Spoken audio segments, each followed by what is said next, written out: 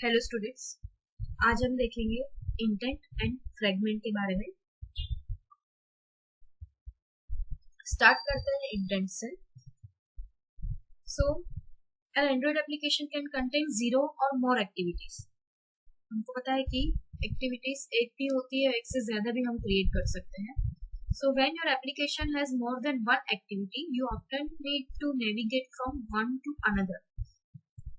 Means हमको अगर एक एक्टिविटी में से दूसरी एक्टिविटी को नेविगेट करना हो, दूसरी एक्टिविटी में जाना हो, तो हम वो इंटेंट की मदद से कर सकते हैं। So in android you navigate between activities through what is known as an intent. So आप एक से ज्यादा एक्टिविटीज को बाइंड कर सकते हो इंटेंट की मदद से, मतलब कि उनको कनेक्ट कर सकते हो। So you can bind one or more than one activities defined in an application by using intent.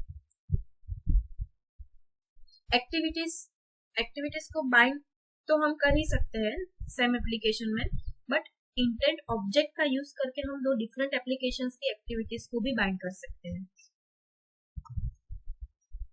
So intent एक मैसेज है जो दो कंपोनेंट्स के बीच में मैसेज पास करने के लिए यूज होता है, right? Android intent is the message that is passed between components such as activities, content providers, broadcast receivers, services, etc. So, it is generally used with start activity method. हमको अगर intent को invoke करना है, activity को invoke करना है, so हम क्या करेंगे? use start activity method.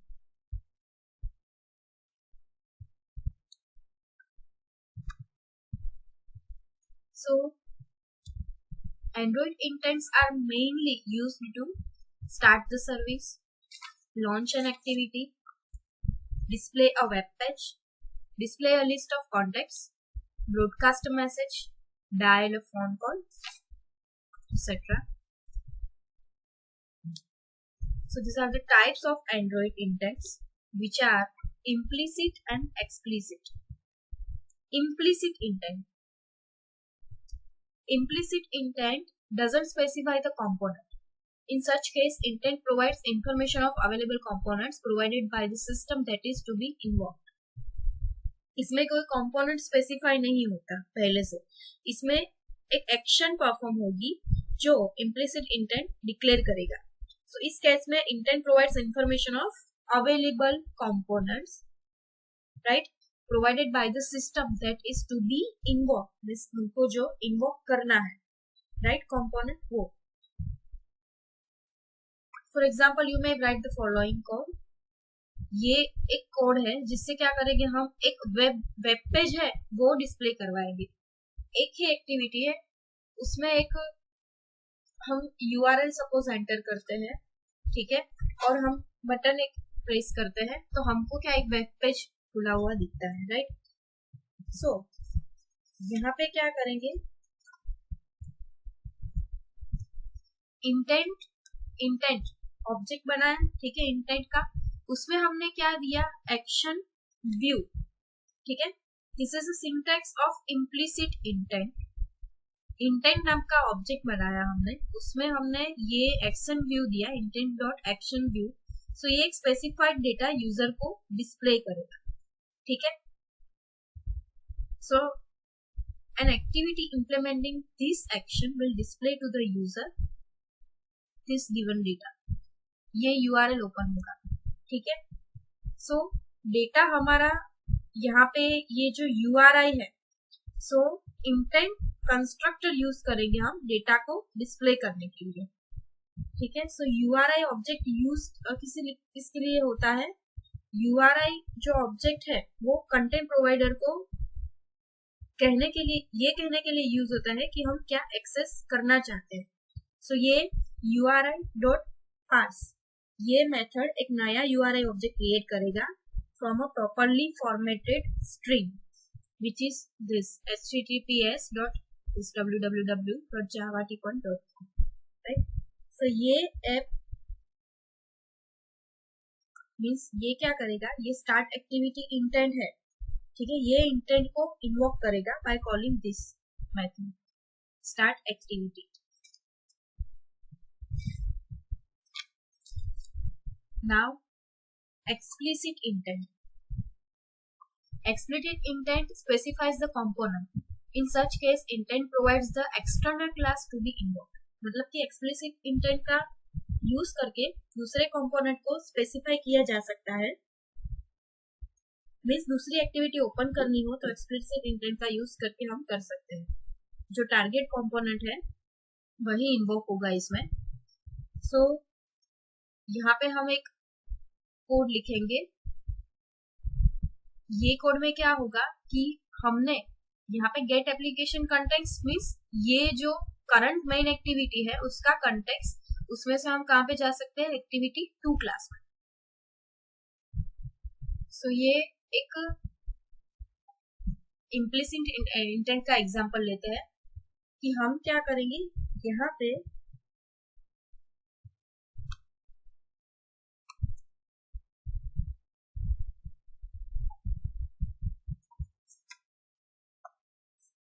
हम यहाँ पे एक एग्जांपल ले रहे हैं कि हम यहाँ से एक वेब पेज ओपन करवाएंगे, राइट. सो हम यहाँ पे एक एक्टिविटी मेन XML ले रहे हैं, ठीक है. उसकी यहाँ पे एक XML फाइल क्रिएट की है, एक्टिविटी main.xml, मेन एक्टिविटी. सो एक्टिविटी मेन XML फाइल में हम क्या करेंगे, एक एडिट टेक्स्ट लेंगे, ठीक है, जिसमें हमको URL टाइप करना है, इसीलिए हमने एडिट टेक्स्ट लिया, ठीक है. देन हमने बटन लिया. सो ये जब हम विडजेट्स ऐड करेंगे इन द कंस्ट्रेंट लेआउट, ठीक है, बटन लिया जिसको प्रेस करेंगे हम तो हमको वेब पेज व्यू होगा. अब हमने क्या किया, एक्टिविटी main.java. अभी इस फाइल में हम क्या लेंगे, हमने यहाँ से जो बटन एंड एडिट टेक्स्ट ये ऑब्जेक्ट डिक्लेयर करवाए हैं यहाँ पे, ठीक है. अब हम यहाँ पे क्या करेंगे, हमने यहाँ पे आईडी असाइन किया है, एक एडिट टेक्स्ट आईडी दिया है, यहाँ पे बटन को क्या आईडी दिया है, बटन, ठीक है. तो यहाँ पे हमने आईडी असाइन किए हैं हर एक कंपोनेंट के लिए. सो ये आईडी हेल्प करता है कंपोनेंट के आइडेंटिफिकेशन के लिए and it can be easily use in the Java files. देखिए हमने यहाँ पे यूज किया है r.id.button और एडिट टेक्स्ट का आईडी एडिट टेक्स्ट, ठीक है. सो ये पूरा UI एप्लीकेशन हमने बना दिया, यूजर इंटरफेस. अब हमने UI क्रिएट कर ली. अब हम क्या करेंगे, हम ऐप का बैकएंड क्रिएट करेंगे. सो मैन एक्टिविटी.java फाइल हमने ओपन की, ठीक है. हम एक क्लास का कंस्ट्रक्टर कॉल करेंगे, right, which creates an instance और ऑब्जेक्ट. सो कंपोनेंट बटन, ठीक है,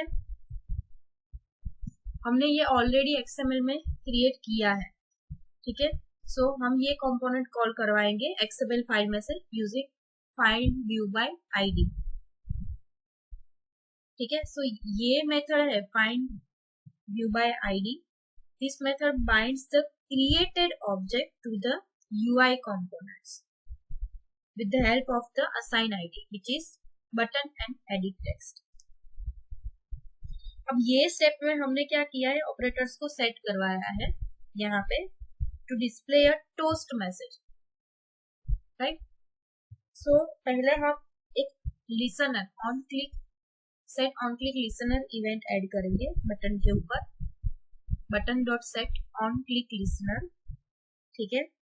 सो बटन के ऊपर ये वेब पेज, बटन क्या करेगा, ये वेब पेज ओपन करेगा एंड हमने यहाँ पे एक स्ट्रिंग टाइप वेरिएबल क्रिएट किया है टू एडिट टेक्स्ट की वैल्यू स्टोर करने के लिए. सो ये वैल्यू एक्सेप्ट होगी एंड स्ट्रिंग में कन्वर्ट होगी, ठीक है. String URL is equal to edit text dot get text dot to string.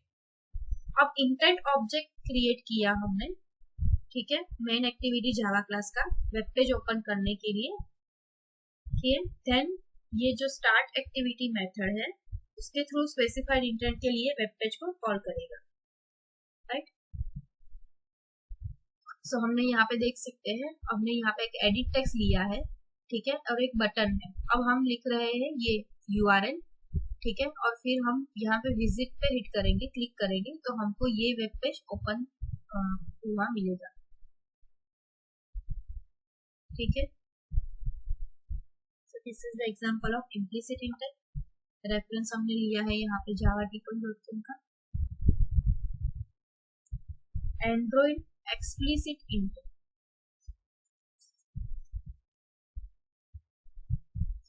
Android explicit intent specifies the component to be invoked from activity. In other words, we can call other activity in Android by explicit intent, and we can also pass the information from one activity to another using explicit intent. Explicit intent एक component specify करता है, so इस case में intent external class को invoke करता है। ठीक है, so Android calling one activity from another activity example. यहाँ पे क्या है एक्टिविटी? Main XML। यहाँ पे क्या होगी? दो एक्टिविटी होगी, एक मेन एक्टिविटी होगी और एक सेकंड एक्टिविटी होगी। अगर हम एक बटन लेंगे यहाँ पे जिसमें लिखा होगा गो टू अदर एक्टिविटी, सो ये एक्टिविटी पे हम क्लिक करेंगे तो हम सेकंड एक्टिविटी पे मूव हो जाएंगे, मतलब कि सेकंड एक्टिविटी खुलेगी। और सेकंड एक्टिविटी में ऐसे ही एक बटन होगा जिसमें लिखा होगा यहाँ पे होम एक्टिविटी। ये एक्टिविटी 2 है, मेन XML है, जिसमें टेक्स्ट व्यू है, बटन है गो टू फर्स्ट एक्टिविटी। सो हमको क्या मिलेगा? अभी हम मेन एक्टिविटी पे चले जाएंगे, उस पर हम क्लिक करेंगे तो सो यहाँ पे हमने एक बटन लिया है, उसमें हमने ऑन क्लिक इवेंट दी है और टेक्स्ट है go to other activity, means go to second activity. ठीक है, इसमें हमने एक टेक्स्ट बॉक्स भी ले लिया है मेन एक्टिविटी का, जो टेक्स्ट है उसमें this is the first activity. अब इसकी ये जावा फाइल है। ठीक है, सो यहाँ पे हमने एक ऑब्जेक्ट डिफाइन किया है बटन का। ठीक है, अभी हम क्या करेंगे, ये क्या करेगा, super.on create saved instance test, means ये जो है ये सभी कंपोनेंट्स को bind the components to their respective object by assigning their IDs। कौन सा ID है? बटन 1, बटन को दिया है। ठीक है, अब हम उस पे set on click listener event यहाँ पे कर रहे हैं, उसमें क्या व्यू होगा? We are creating here explicit intent कि ये गेट एप्लीकेशन कॉन्टेक्स्ट है, मीन्स ये मेन एक्टिविटी है हमारी करंट एक्टिविटी। ठीक है,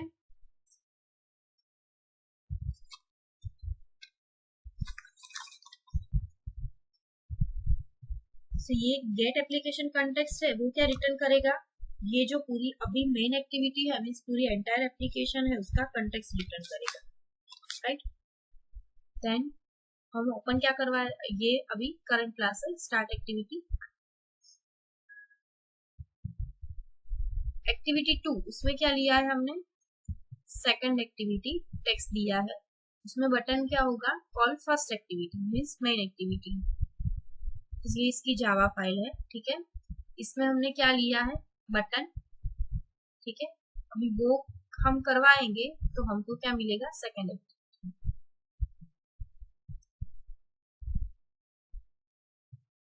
मीन्स ये फर्स्ट एक्टिविटी है, ये सेकंड एक्टिविटी। यहाँ पे एक बटन है जिससे हम क्लिक करेंगे go to other activity.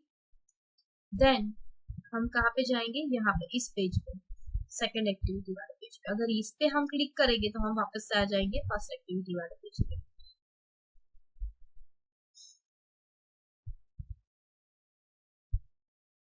Fragments.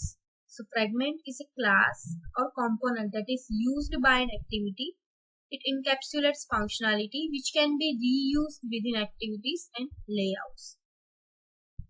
Fragment एक class है या फिर इसको component भी कह सकते हैं जो activity यूज करता है। तो fragment जो भी activities है उसका एक सब पार्ट है। You can say that it encapsulates functionality which can be reused within activities and layouts.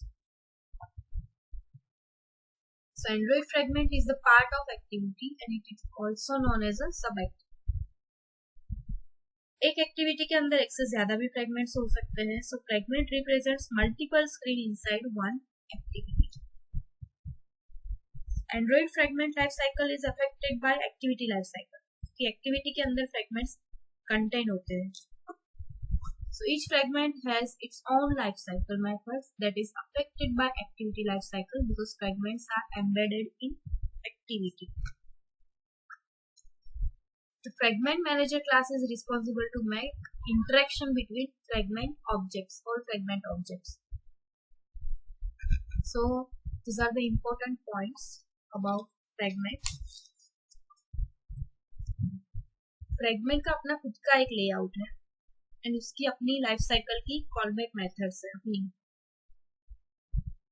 सो जब एक्टिविटी रनिंग स्टेट में होती है उस टाइम पे आप फ्रेगमेंट को एक्टिविटी में ऐड भी कर सकते हो या फिर रिमूव भी कर सकते हो. So, आप बहुत सारे फ्रेगमेंट्स को एक सिंगल स्क्रीन में कंबाइन करके एक यूजर इंटरफेस बना सकते हो. Right, so fragments can be used in multiple activities. Fragment life cycle is closely related to the life cycle of its host activity, which means when the activity is paused, मतलब activity pause हो जाएगी तो all the fragments available in the activity will also be stopped. And fragment can implement a behavior that has no user interface components. क्योंकि fragments are like a sub activity of activity, right? And because it has its own life cycle. So वो अपने input events receive करता है. So it is like a sub activity that you can reuse in different activities. Fragments are added to the Android API in Honeycomb version of Android, which API version 11. API version 11 में ये fragment का portion add हुआ है. So you can create fragments by extending fragment class, and you can insert fragment into your activity layout by declaring the fragment in activities layout file as a fragment element. So fragment नहीं था तब एक limitation थी कि हम single activity ही एक time पे दिखा सकते थे एंड हम स्क्रीन को डिवाइड नहीं कर सकते थे. बट जब फ्रेगमेंट का इंट्रोडक्शन हुआ तो हमें ज्यादा फ्लेक्सिबिलिटी मिली कि हम एक से ज्यादा स्क्रीन दिखा सकते हैं सिंगल एक्टिविटी. सो हमारे पास एक सिंगल एक्टिविटी है, बस उसमें मल्टीपल फ्रेगमेंट्स एंड अपने खुद के लेआउट्स, अपने खुद के इवेंट्स एंड अपनी लाइफ साइकिल है. सो ये एक एग्जांपल है कि कैसे दो जो यूजर इंटरफेस मॉड्यूल्स है फ्रेगमेंट्स के वो डिफाइन किए हैं यहाँ पे एंड फ्रेगमेंट कंबाइंड है एक एक्टिविटी में. सो ये एक डिजाइन है टैबलेट की और एक है हेडसेट की, मोबाइल की. ठीक है, सो ये एप्लीकेशन दो फ्रेगमेंट्स को एम्बेड करती है. मीन्स ये एक्टिविटी ए है, उसमें क्या है fragment A and fragment B. So ये एप्लीकेशन टैबलेट साइज डिवाइस में है. ठीक है, एंड ये एक हेडसेट में है. सो activity A includes only the fragments जिसमें लिस्ट आर्टिकल्स है एंड उसमें से लिस्ट में एक आर्टिकल सिलेक्ट करेंगे हम तो यहाँ पे ये दिखेगा आर्टिकल. सपोज यहाँ पे ये जो एक लिस्ट व्यू है तो उसमें तीसरा नंबर की लाइन सिलेक्ट की तो ये ओपन होगा. ये आइटम जो हमने सिलेक्ट की ये फ्रेगमेंट ए है, ये फ्रेगमेंट बी है. सो हमने ये आइटम सिलेक्ट की तो हमको यहाँ पे साइड में यहाँ पे ये फ्रेगमेंट बी दिखा. मीन्स पूरा आर्टिकल खुला. ठीक है, जो हम रीड कर सकते हैं. राइट, अब यहाँ पे हम देखें ये मोबाइल फोन है. ठीक है, इतनी साइज की स्क्रीन नहीं है यहाँ. तो यहाँ पे क्या है फ्रेगमेंट ए है, ये पूरा एक्टिविटी ए है. उसमें क्या है फ्रेगमेंट ए. अभी हमने ये सिलेक्ट किया. ठीक है, तो हमको क्या मिला activity B which contains fragment B. मतलब हम ये आर्टिकल यहाँ पे रीड कर सकते हैं. ठीक है, so the life cycle of Android fragment is like the activity life cycle and there are 12 life cycle methods for fragment. Means on attach पहली मेथड है. सो जब फ्रेगमेंट एक्टिविटी में अटैच होता है, ऐड होता है, फ्रेगमेंट हमने ऐड किया एक्टिविटी में, अब जब अटैच होगा तब ये मेथड तब कॉल होता है. ये ऑन क्रिएट बंडल जब फ्रेगमेंट इनिशियलाइज होता है तब ये मेथड यूज होती है. On create view layout reflector view group and bundle. It creates and returns view hierarchy. जब लेआउट क्रिएट होगा एंड व्यू होगा तब यूजर को व्यू होगा तब, right. On activity created means on create method के कंप्लीशन के बाद ये मेथड इन्वोक होती है, ठीक है। Then on view state restore means on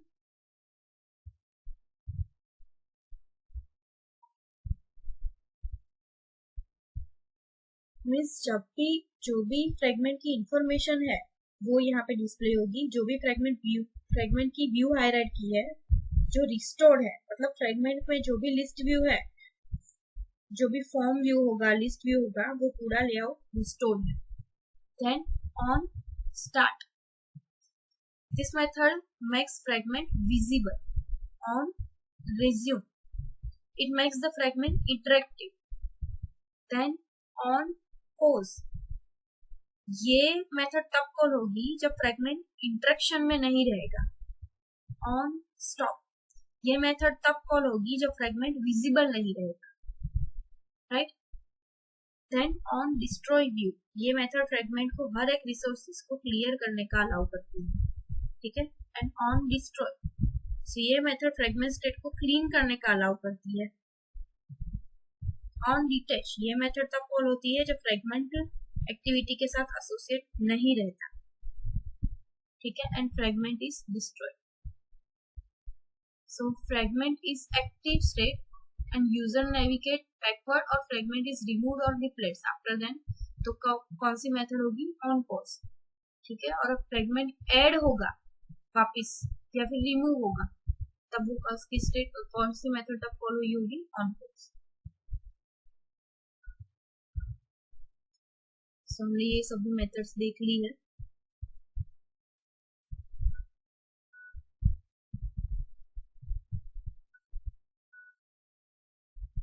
ये एक एग्जांपल है, यहाँ पे हमने सिंपल एक्टिविटी मेन XML है, ठीक है, फुली है।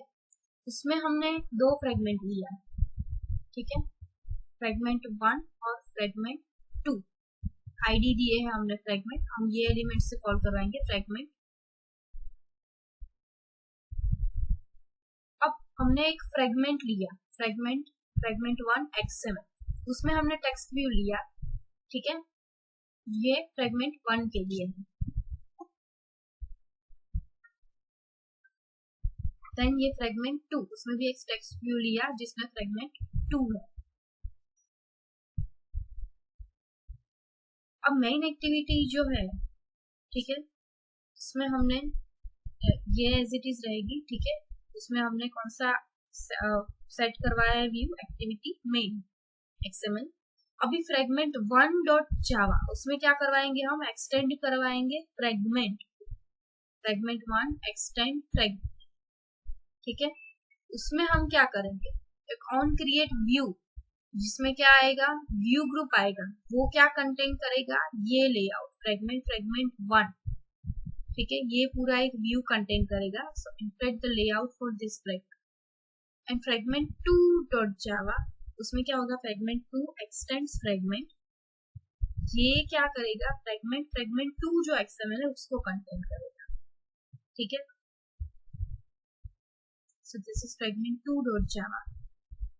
अब इसका आउटपुट है, इसको रन करेंगे तो क्या दिखेगा हमें? ये एक सिंगल एक्टिविटी है, उसमें हमको दो फ्रेगमेंट दिखेंगे, hello blank fragment 1 and hello blank fragment 2। ये फ्रेगमेंट 1 कॉल होगा, ठीक है, और ये फ्रेगमेंट 2 कॉल होगा।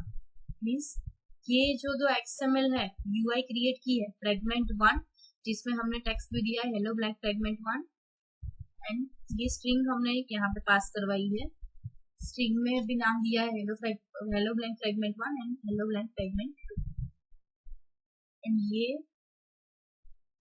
Fragment 2 1 and 2। सो ये जो है दोनों फ्रेगमेंट 1 इसकी UI एंड फ्रेगमेंट 2 की, ये दोनों यहाँ पे दिखेगी सिंगल एक्टिविटी में दो फ्रेगमेंट। Thank you.